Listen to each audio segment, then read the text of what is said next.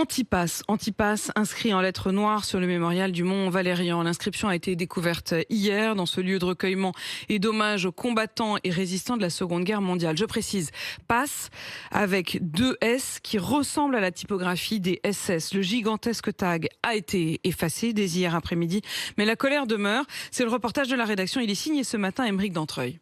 Sur le mémorial, Antipasse inscrit en grandes lettres noires, les 2 S dessinés comme ceux des SS nazis. Face à cette dégradation, l'émotion est forte chez les visiteurs du Mont Valérien. Je suis vraiment outrée, c'est scandaleux. Je comprends qu'on puisse avoir ses propres convictions, etc. Mais c'est vraiment pas la bonne manière de faire véhiculer des messages. Ça va beaucoup trop loin, c'est un choc quoi. Ça salit la résistance. L'inscription a vite été effacée au grand soulagement de Frédéric. Mettre ça ici, franchement... c'est n'importe quoi. Voisin du Mont Valérien, il y est très attaché. Mes parents ont été déportés tous les deux.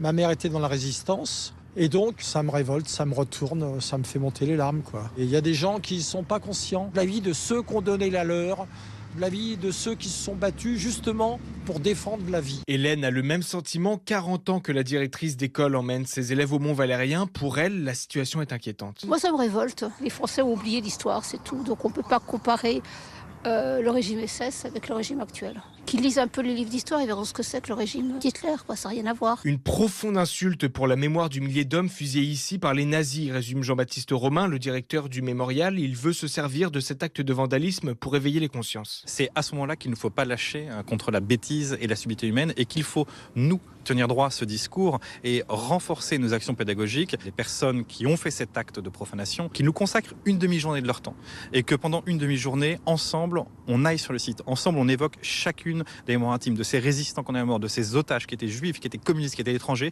qui ont donné leur vie pour la liberté et qui ont donné leur vie pour la France. À ce moment-là, ils comprendront quelle était la bêtise et la stupidité de profaner un lieu comme le mémorial du Mont Valérien. Les auteurs de l'inscription n'ont pas été identifiés pour le moment. Une enquête a bien sûr été ouverte.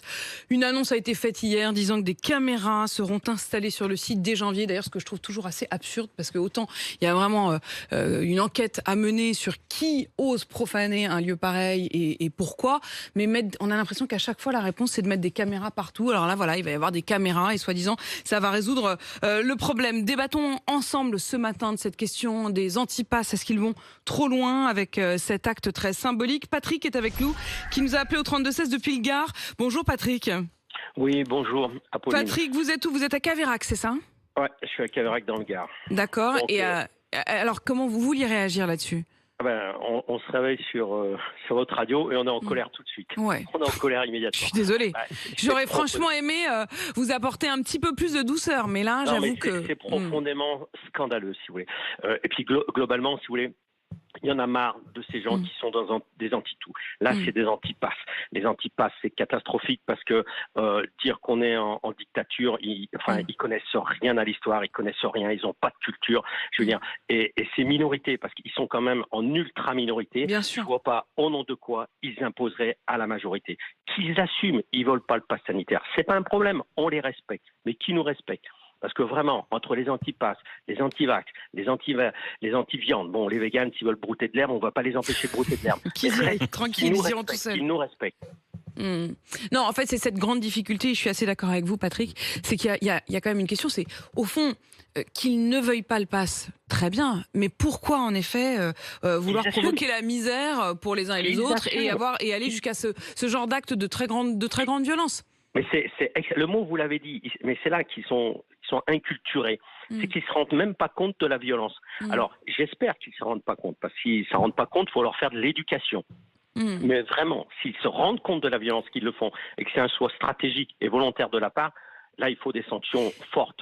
Ça, c'est pas possible. Alors, il y a une enquête qui a été ouverte, on verra sur les millions de gens qui sont morts. Irrespectueux. Alors avec cette question quand même éternelle, on a l'impression que ces dernières années, à chaque fois qu'il y a un mouvement de contestation, qui a quelque chose à dire, eh bien il y a une partie qui est la partie des plus violents qui systématiquement prennent le pas. Je pense notamment aux Gilets jaunes, qui au départ était un mouvement tout à fait bienveillant et pacifique, qui très vite a dégénéré, mais pour une poignée de minoritaires qui d'ailleurs Oui, mais on peut pas faire abstraction de cette minorité. Et on peut pas laisser cette minorité gagner. Moi j'ai une phrase, je dis toujours les cons doivent plus gagner, si vous voulez. Et aujourd'hui, elle est efficace, votre phrase. Un monsieur qui a dit je condamne, mais c'est stop. Quand on condamne, on rajoute pas un mais après, parce que le mais annule la condamnation et après il a développé son argumentation. Non, il y a pas on condamne, point barre. Patrick, et les dans votre minorités vie, ne dans votre vie imposeront pas aujourd'hui, à la majorité.